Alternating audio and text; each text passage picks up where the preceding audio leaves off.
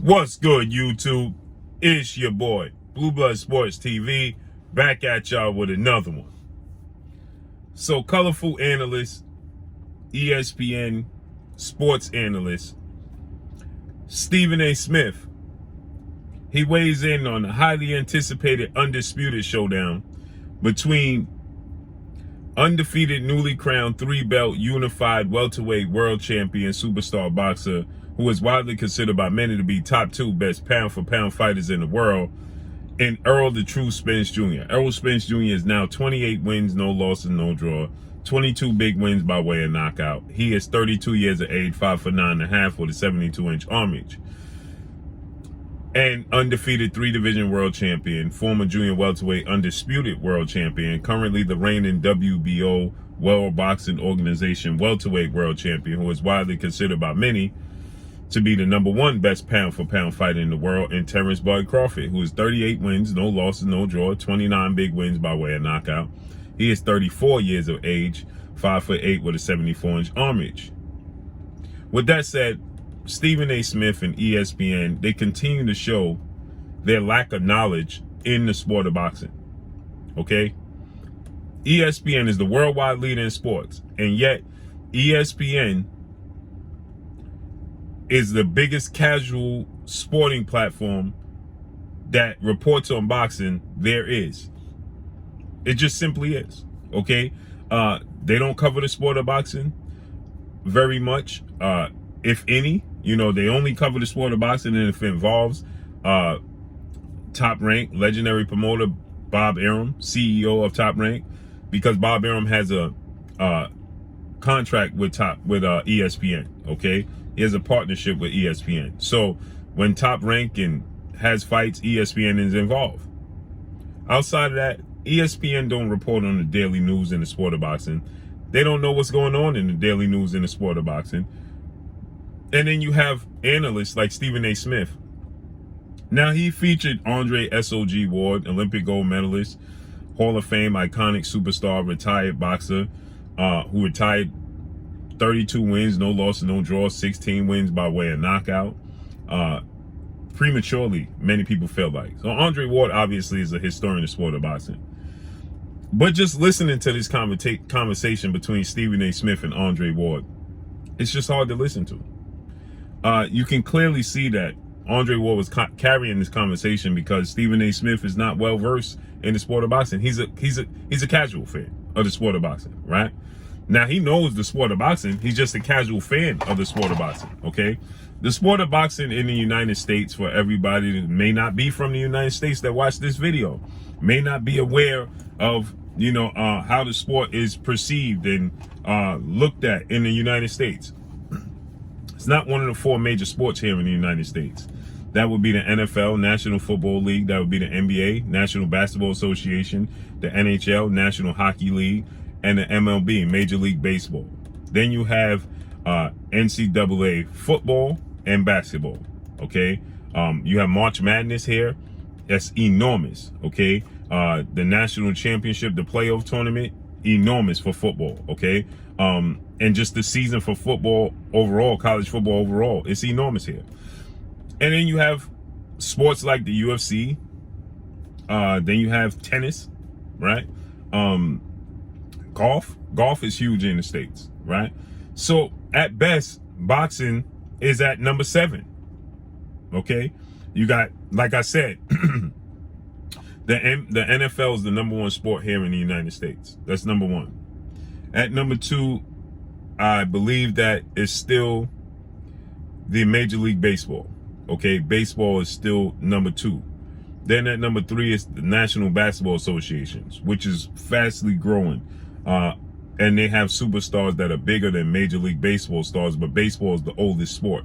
Okay, so baseball is the granddaddy of them all. Okay, and especially when you have teams like the New York Yankees and the Dodgers that are at the top of the apex of their game, Major League Baseball thrives. But the stars in NBA like LeBron James and James Harden and Kevin Durant and Steph Curry, they're bigger stars. They're more well-renowned stars than baseball stars, right? They're more noticeable. but baseball is huge. Then you have NHL hockey. Then you have college football, college basketball, right? Huge. And those are considered to be semi-pro sports. Then you have tennis and golf. You got Tiger Woods and Serena and Venus Williams, and that's an international sport. You have Sharapova and players like that, right? So that's more covered.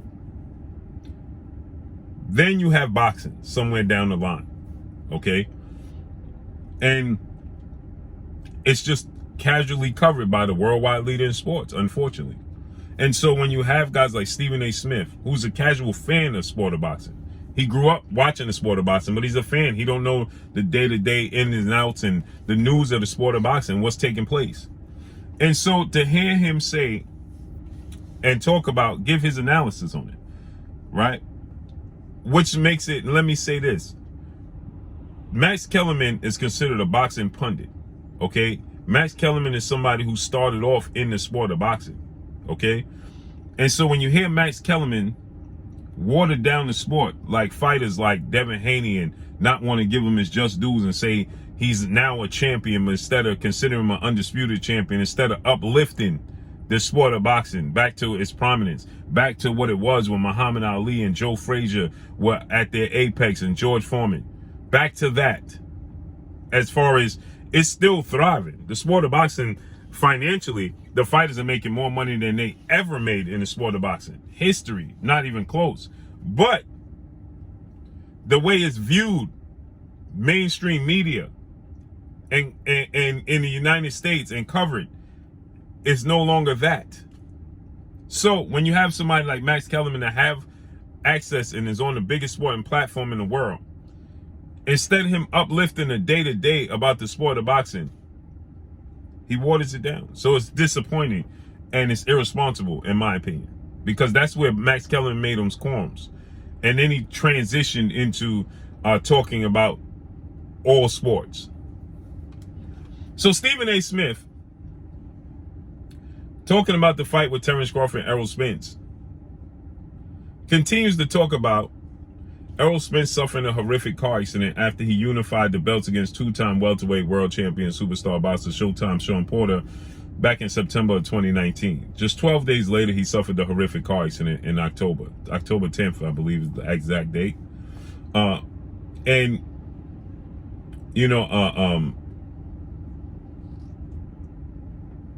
For Stephen A. Smith to sit there and he says, well, I don't think that Errol Spence is back to his normal self because of the car accident. The car accident concerns me. He keeps bringing up the car accident, which lets me know, obviously, he's not in tune to what's going on with Errol Spence day to day. He's not in tune with Errol Spence progression.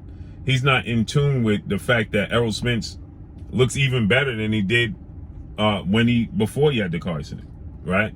You look at that fight in his unification bout against former WBA welterweight world champion Cuban star boxer Yadena Sugas, and Errol Spence looked great in that fight.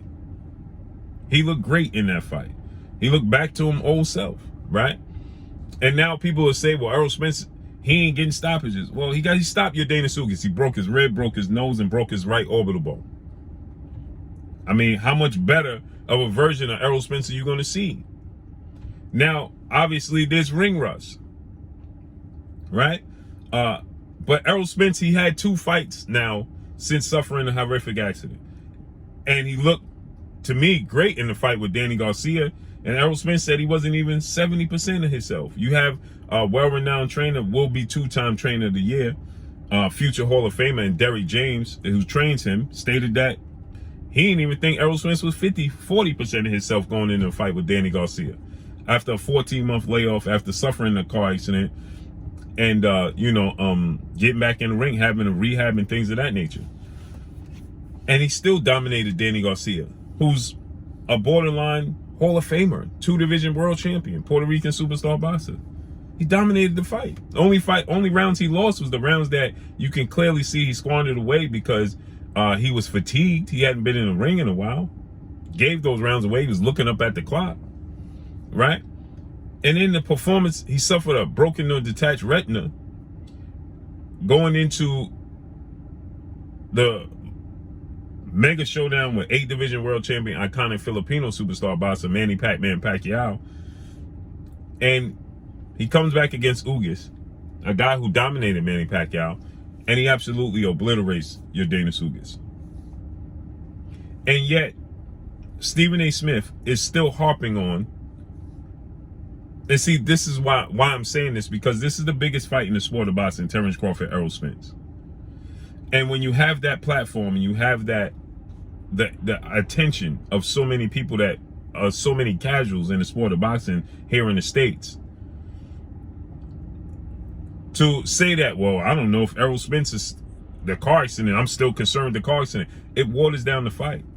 Because now people are going to say, well, Errol Spence ain't even healthy. This guy ain't healthy. He had a car accident, a major car accident. That's 2 years ago. 3 years ago now, right? By the time this fight happens. So with that said, right, it's not necessary for Stephen A. Smith to say that he don't know the chances of Errol Spence beating Terence Crawford because of the car accident. That's long in the rearview mirror of Errol Spence and Terence Crawford and the fans, the hardcore fans in the sport of boxing. It's well in the rearview mirror. Nobody knows, nobody's talking about Errol Spence's car accident anymore. I mean, the concern going into the Ugas fight was his eye. Nobody was talking about the car accident. So this just lets you know how out of touch they are with the sport of boxing.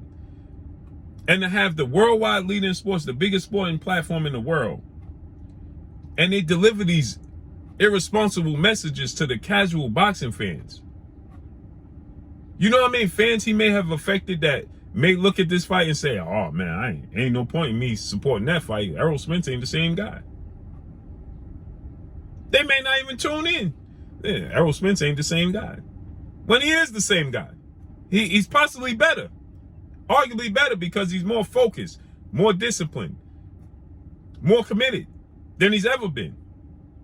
So he's arguably better than what he was before the car accident. He's in the gym every single day. So to say you deliver that message to casual fans, and casual fans, now Andre Ward defended it.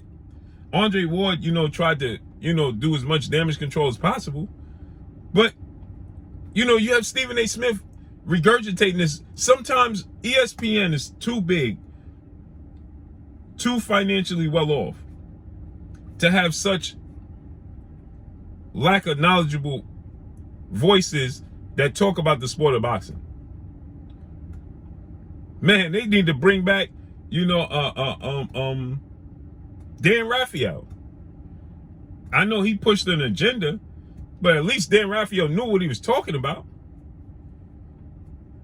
Now, I remember Stephen A. Smith was talking about the Charlos, and he started talking about how he wanted to see the Charlos fight Terence Crawford and guys that was at 140 pounds. He didn't even know, he wasn't even aware of what he was talking about.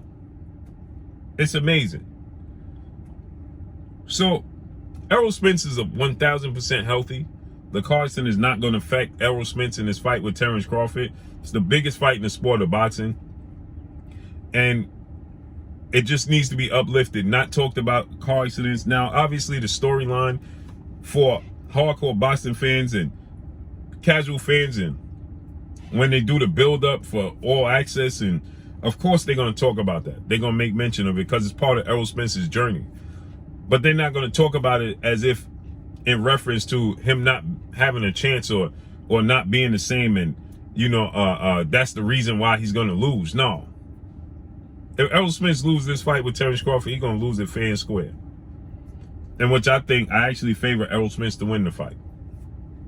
So with that said, man, they need to get on ESPN. It just gets draining to listen to non-knowledgeable boxing quote-unquote analysts discuss the sport of boxing that we all love on such a big platform. It's just irresponsible. And then you have Max Kellerman, trying to water down Devin Haney's accomplishments. Max Kellerman out there talking about Devin Haney is now a champion. He's an undisputed champion. You have ESPN putting up a list of undisputed champions, talking about there's 10 undisputed champions in the history of sport of boxing, and telling you Teofimo Lopez and George Kambosos Jr. as undisputed champions. It's so sickening. Man, I'm out of here, man. That's all I got for y'all.